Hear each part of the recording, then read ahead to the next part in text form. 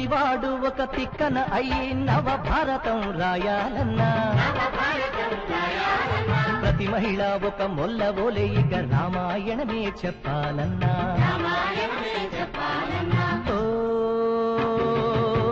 కొండల్లో కోయిల పాటలు పాడాలి పల్లెల్లో అక్షర దీపం వెలగాలి పల్లెల్లో అక్షర దీపం వెలగాలి